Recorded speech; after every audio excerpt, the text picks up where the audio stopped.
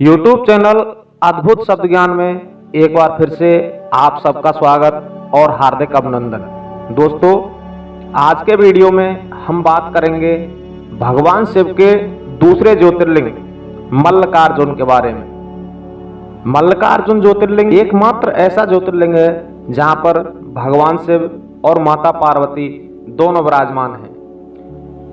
मल्लिकार्जुन ज्योतिर्लिंग दक्षिण भारत के आंध्र प्रदेश के श्रीशैलम में श्रीशैल पर्वत पर स्थित है। इसकी कथा कुछ इस प्रकार है। भगवान शिव और माता पार्वती के दोनों पुत्र कार्तिकेय और गणेश जी अपने विवाह को लेकर आपस में कलह कर रहे थे कि पहले मैं शादी करूंगा, पहले मैं शादी करूंगा। इस समस्या के समाधान के लिए जब दोनों भाई अपने माता पिता भगवान शिव और पार्वती जी के पास पहुंचे तो दोनों भाइयों ने विस्तार पूर्वक अपनी बात अपने माता पिता को बताई। दोनों भाइयों के बीच शादी को लेकर चल रहे झगड़े को देखकर भगवान भोलेनाथ और माता पार्वती ने कहा कि तुम में से जो भी संपूर्ण पृथ्वी की परिक्रमा पहले कर देगा उसकी शादी पहले करा दी जाएगी। यह सुनकर कार्तिकेय बड़े ही खुश हुए और तत्काल ही अपने मयूर पर सवार होकर पृथ्वी का चक्कर लगाने के लिए निकल पड़े। इधर श्री गणेश चिंतित हो उठे कि उनका वाहन तो चूहा था और भला चूहा दौड़ में मोर का सामना किस प्रकार करता। इस समस्या के समाधान के लिए उन्होंने एकांत में बैठकर मन ही मन अपने माता पिता का ध्यान लगाया और कुछ ही देर में उन्होंने इसका एक आसान उपाय खोज निकाला। श्री गणेश उस जगह से उठ खड़े हुए और अपने माता पिता के पास आए और उनसे कहा कि आप दोनों एक आसन पर बैठ जाइए। गणेश जी के इस प्रकार कहने पर माता पार्वती और शिव दोनों एक स्थान पर एक आसन पर बैठ गए।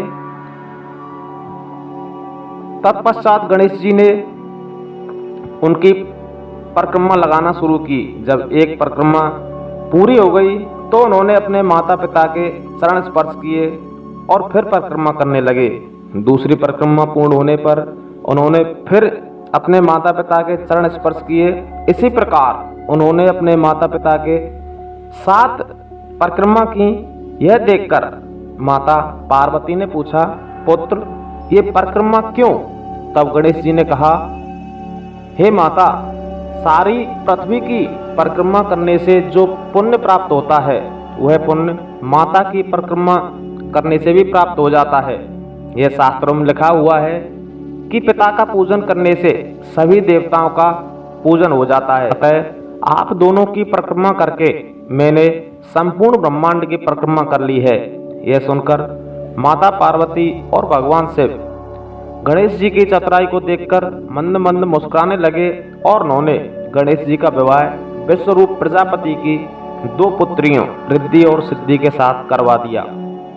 जब कार्तिकेय पृथ्वी का चक्कर लगा रहे थे तब भ्रमण करते हुए देवर्षि नारद कार्तिकेय से मिले।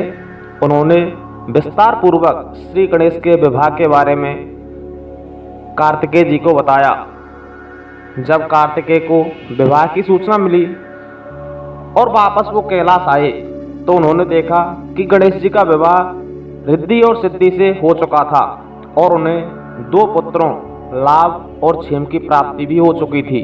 यह देख कार्तिकेय बहुत नाराज हुए और उन्होंने अपने माता पिता के चरण स्पर्श किए और वहां से क्रौंच पर्वत की ओर चले गए